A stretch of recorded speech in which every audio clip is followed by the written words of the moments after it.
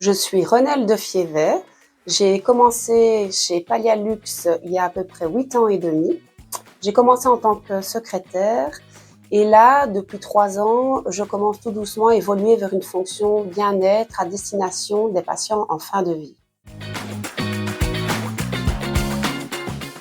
La fonction bien-être découle directement du métier d'esthéticienne sociale et donc le but premier est de prodiguer des soins adaptés, des soins de bien-être, des soins de beauté, donc adaptés aux personnes en fin de vie. Dans le métier donc d'esthéticienne sociale, l'approche diffère du fait que le toucher est différent.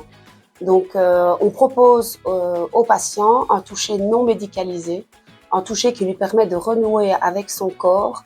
On parle du coup de toucher relationnel. Alors, les soins proposés sont des soins du visage, adaptés en fonction des dispositifs médicaux présents, donc que ce soit oxygène, drain, etc. Je propose aussi des soins de manucure et pédicure spécialisés, notamment pour les patients touchés par le cancer. Voilà, c'est une formation supplémentaire. Et j'ai récemment eu l'occasion de me former en massage, en soins palliatifs.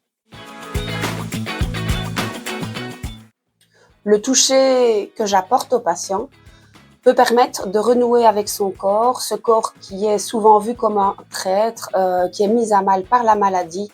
Il est difficile pour le patient de se reconnaître, de se voir, d'accepter ce corps qui a tellement changé, qui a tellement été meurtri, mutilé par la maladie. Et donc, le but de ce toucher, c'est de permettre au patient de renouer avec son image et son estime de soi. Le relationnel est la base de toute intervention. Il n'est pas possible de faire un soin si on ne travaille pas la relation à la base. La première chose à faire, évidemment, est de rentrer en relation avec le patient. Alors, si c'est un patient qui est non communicant, on va essayer de créer une relation via le regard, via un toucher qui va être dans le respect, en commençant par simplement prendre la main délicatement. Une fois qu'on a un petit peu l'habitude, qu'on est un peu formé, il y a la possibilité de déceler des micro-mouvements ou des micro-signes qui nous indiquent ou non si le patient est OK avec ce toucher, ce qui permet vraiment de rentrer en relation. Quand c'est des patients communicants, bien évidemment, la première chose, c'est de se présenter, de discuter.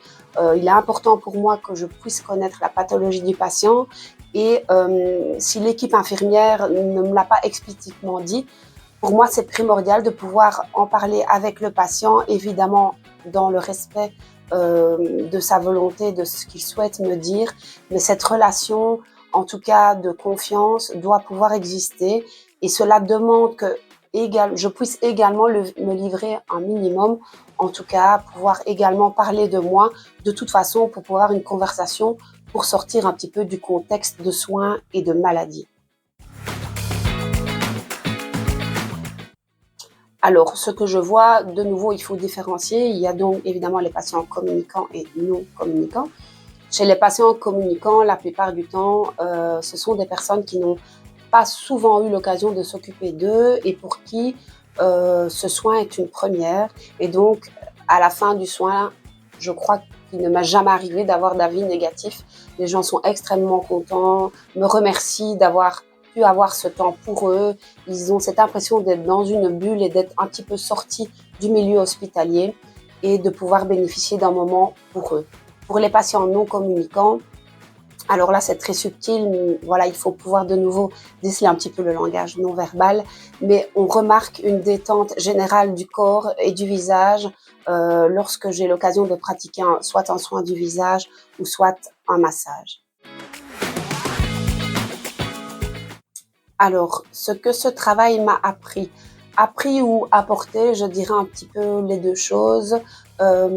Personnellement, ça m'apporte beaucoup au quotidien car ça permet de relativiser sur beaucoup de choses. Ça m'a appris qu'effectivement, on a beau le dire, mais la réalité est là. On est vivant jusqu'au bout. et vraiment jusqu'au dernier souffle. La personne reste une personne dans son intégrité complète jusqu'au bout, jusqu'à la fin, avec des droits, des besoins, des désirs qu'il ne faut pas négliger. Euh, c'est vraiment la chose que je retiens le plus. C'est une belle leçon de vie, en tout cas, de voir le courage, l'énergie et la joie de vivre qu'il y a encore en soins palliatifs.